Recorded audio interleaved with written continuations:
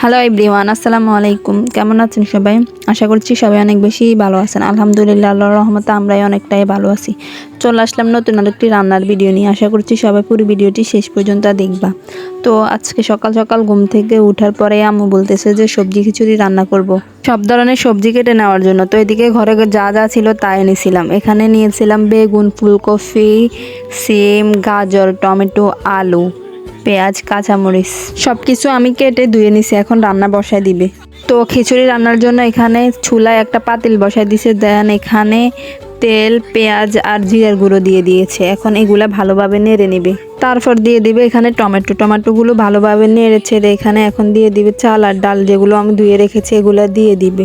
এগুলা দিয়ে অনেকক্ষণ তেলের মধ্যে নাড়াচাড়া করবে যাতে নিচে দিয়ে না ভেজে যায়।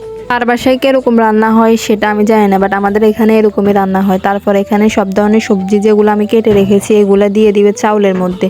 তো চাউলের মধ্যে সবজিগুলো দেওয়ার পর এখানে পানি দিয়ে দিবে পরিমাণ মতো পানি দেওয়ার পর এখানে প্রথম থেকেই খেয়াল করলে বুঝবেন এখানে হলুদ আর মরিচ দেওয়া হয় নাই। তাই এখানে পানি দেওয়ার পর হলুদ আর মরিচ যা যা দেয় নাই এখন সবগুলো দিয়ে দিতেছে।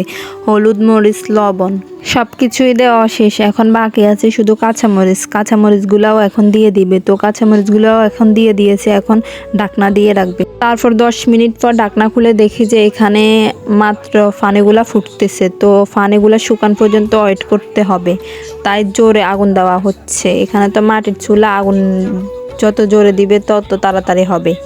তাই এখানে জোরে আগুন দেওয়া হচ্ছে। মোটামুটি হয়ে আসতেছে। পানিগুলো শুকিয়ে গেলে আমাদের খিচুড়ি রেডি। খিচুড়িগুলা হয়ে গেছে। এখন ধনেপাতা দিয়ে একটু নেড়ে ছেড়ে নামিয়ে ফেলবে। এই যে খিচুড়িগুলোর কালার এরকম আসছে, খাইতেও খুব মজা লাগছে, একদম ইয়াম্মি। তো এদিকে প্লেটে নিয়ে নিছি খাবার জন্য, খাইতেছি। তো আজকের ভিডিও এতটুকু। সবাই ভালো থাকবেন, সুস্থ থাকবেন। আল্লাহ হাফিজ।